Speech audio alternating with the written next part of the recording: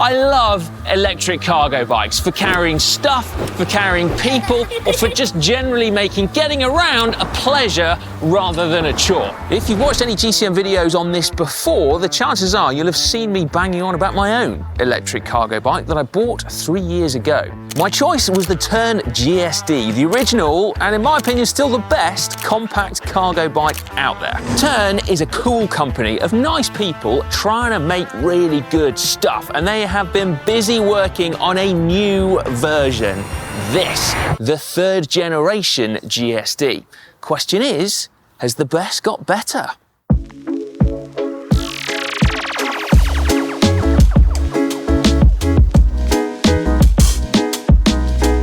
The headline stats are that the bike can still carry 2 smaller passengers or 1 adult passenger on the back. But the load capacity is even bigger, up to 210 kilos. In fact, Tern say every part on it either works better, is even more robust, or both. The top models also have extra tech with ABS brakes and a Bosch Connect module with built-in anti-theft features and sat-nav. And all this in a compact package. Before we get on to new and shiny bits, let's talk over the basic premise of the bike. So first up, it only needs to come in one size, and it will quickly adjust to allow lots of different people to ride the same bike. Now, Tern say it'll fit anyone from between 150 centimeters tall up to 200 centimeters tall, but we did put our own 203 centimeter tall rider on just to check. Oi, 2 meters 4 actually. Now, for me, the genius of this bike is that it's built around smaller 20-inch wheels. When I say smaller, they're smaller than mountain bikes and road bikes and most town bikes, but they're not clown bike-sized wheels. But what they allow is for the overall dimensions of this bike to be kept the same as a normal one, in spite of this having 100 centimeters of carrying space at the back. Now, Tern first launched this design in 2017. They say it was the first compact cargo bike. Now, I don't actually know. I wasn't paying attention at the time because I didn't know what I was missing out on. But I can tell you that since then it has spawned many a copycat. Smaller dimensions are good for a couple of reasons. Firstly, though, storage of the bike itself. Now, most of us, I suspect, are not blessed with spacious and dedicated bike parking facilities at home or a garage that would allow us to just hop onto a giant cargo bike and ride it out onto the streets. In fact, in the very places where cargo bikes are at their best, densely populated urban areas, standard-sized cargo bikes can actually be a bit of a pain. This one, though, can be stored in much smaller spaces, and the trump cards it can play are the fact that the handlebars can fold flat, you can quickly drop the seat post, and it can be stored on its back end. The second reason is for when you ride it. So on a bigger front-loading cargo bike, there is a definite adjustment period I found in order to get used to riding it. And should you end up in a tight spot, it can be pretty hard to navigate your way out.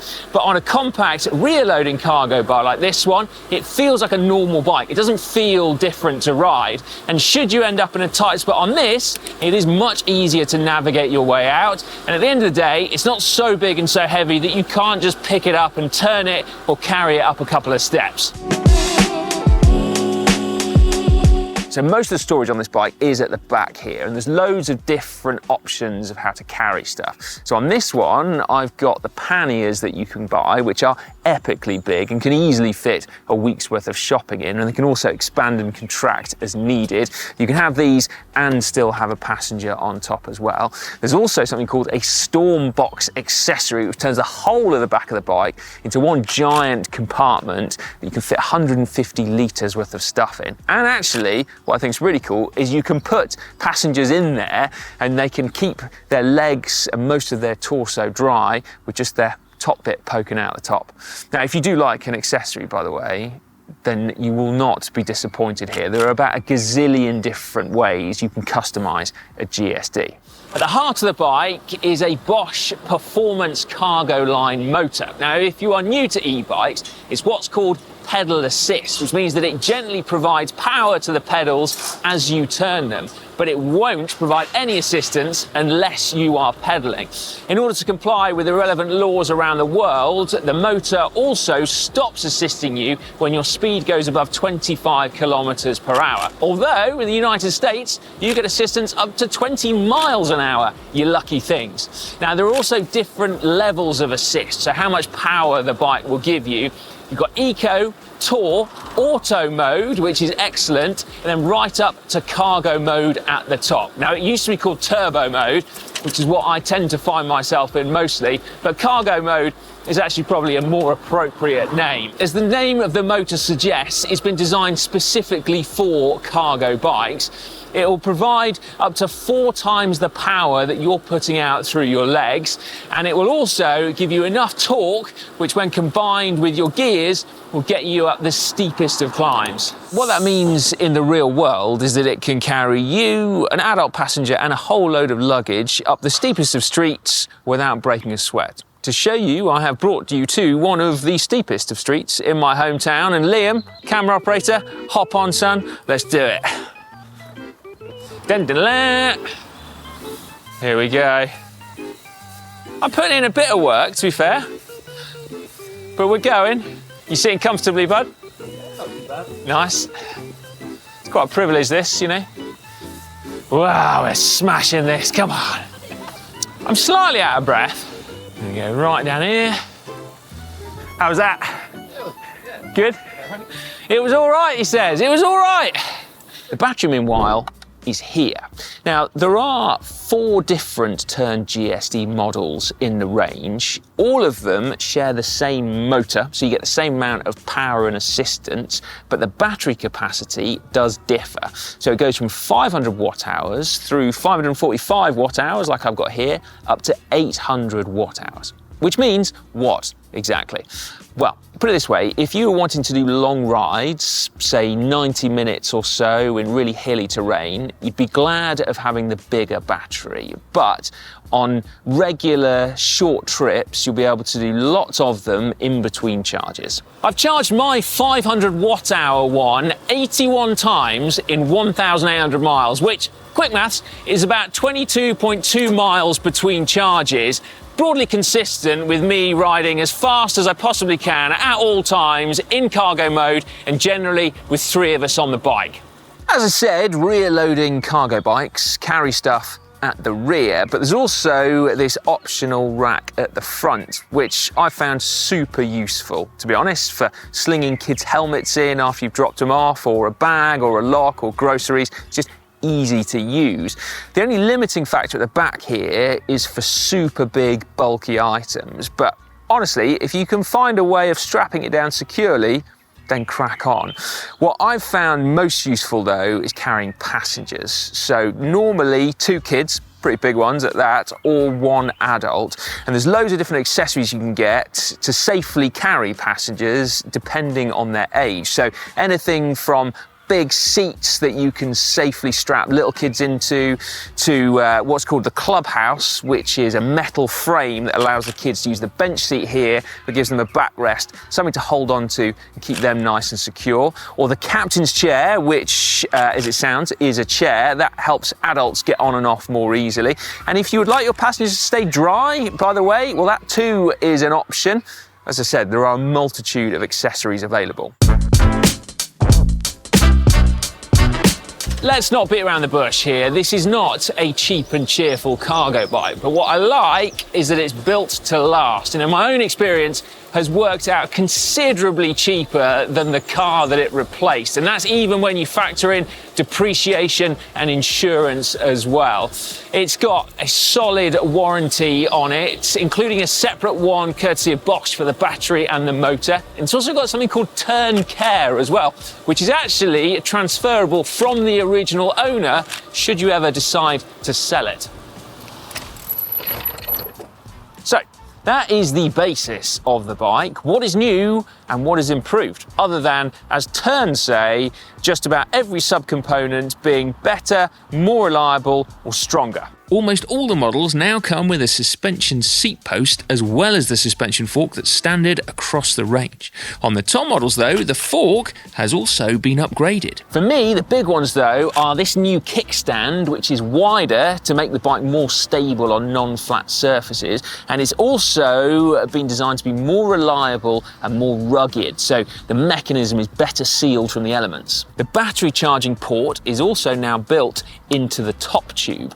It's not like the old one was hard to find, but it could be a little bit fiddly, whereas this one, not so much. Weirdly, I also am quite partial to these footrests at the back, or Stow Decks to give them their proper name. Now on the previous version, wider footrests were available as an optional extra, whereas here they come as standard, but they can also be folded out of the way, which is brilliant, either because you don't need them or to compress your panniers if you have them and they're not fully loaded. Now what's also cool is that the previous ones made servicing the bike that little bit harder, whereas here, as you can see, we've got access to the gears, and also it makes it easier to take the back wheel in and out, which is ideal if you ever have to fix a puncture. And even if you're not inclined to do it yourself, it should make bills from the bike shop a little bit lower. Lastly, you've got a little USB-C charge port down here, which is very cool. Tern suggests that you could use it for anything from a heated blanket for your passengers, Christmas lights, a portable fridge, or even speakers. Yeah. Plus, it's even easier to ride when fully laden because the frame has been made stiffer and the handling of the bike has been tweaked slightly.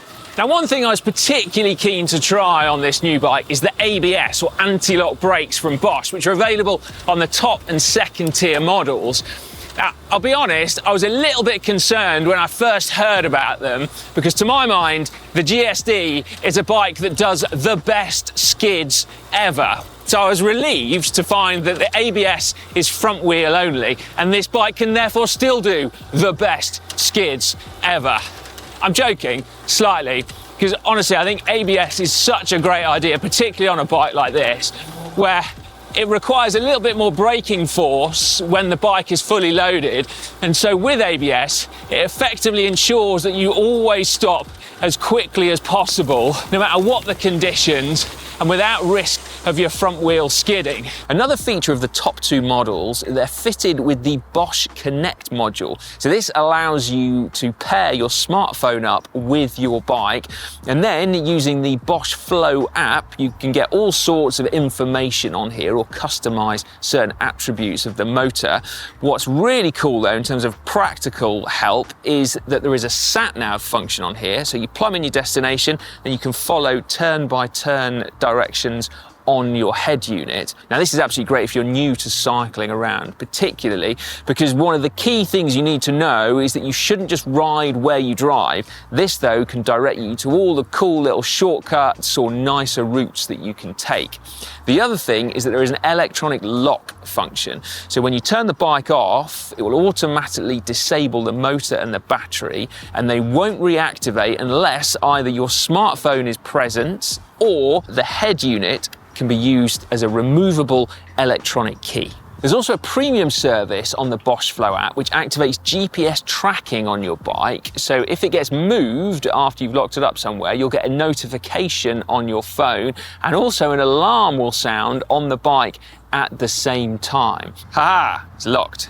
And then I think if I try and nick the bike now, stolen my bike. Nothing to see here, everyone. Nothing to see. Look, oh my God, critical, your e-bike was moved.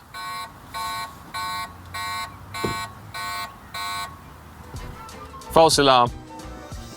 False alarm.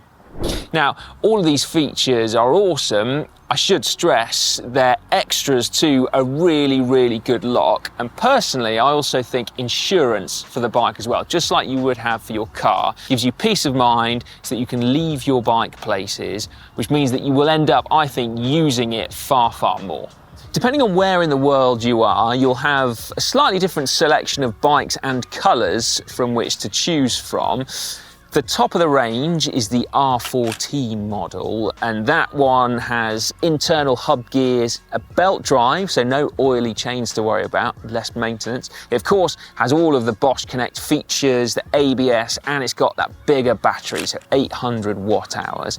Next one down, you've got this one, which still has all the Bosch Connect features and the ABS. It's got a chain drive system, so you've got 10-speed Shimano gears on here, and that 545 watt hour battery, remember.